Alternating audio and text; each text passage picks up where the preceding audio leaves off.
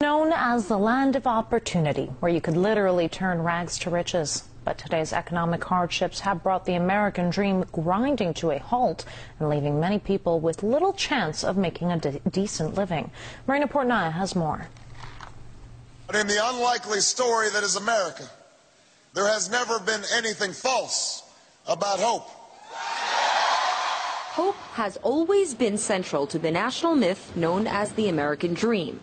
Problem is, today's harsh reality of economic inequality leaves the promised land offering less opportunity for a better life. Depending on who you are and what your objectives are and what your resources are, America may not be the best choice anymore. According to reports, Germany, Canada, Australia, and the Scandinavian countries all have better social mobility than the U.S.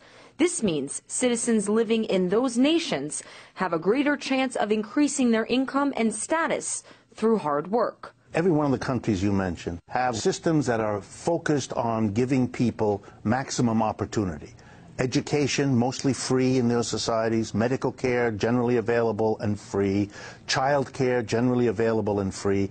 When you add up all those conditions, you're facilitating every person's ability to find a career, to get an education, to get the skill training that will allow them to do better than their parents' generation.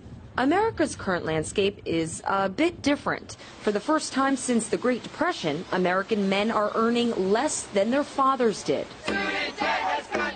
More than 50% of recent U.S. college graduates are unemployed or working low-wage jobs. This, as the unaffordable cost of higher education in America has produced a national student debt bubble topping $1 trillion. Teachers, meanwhile, are among the 700,000 federal and state public workers who have reportedly been laid off since the crisis hit the U.S., a country where 16 million are reported to be without full-time jobs, and approximately 50 million people are living without medical insurance. Now we've reached a point where the middle class is shrinking in size, and what is growing is the distinction between the people who have the American dream, the people who don't, and the people who will never get it. As millions of Americans are sliding down the economic ladder, median household income hasn't moved up in more than a decade. Americans are making less now than when Bill Clinton was in the White House, while the top 1% have nearly tripled their fortune since the 80s. We have a deeper pool of poor people than ever before. And unlike before, experts say it's more likely that poor Americans will remain in familiar waters. We're not growing. We haven't grown in this economy in a significant way for almost 6 or 7 years now. And so there isn't the expansion in a company that means we need to hire 40 more people. We don't have that. We're laying off everywhere. We're cutting back everywhere.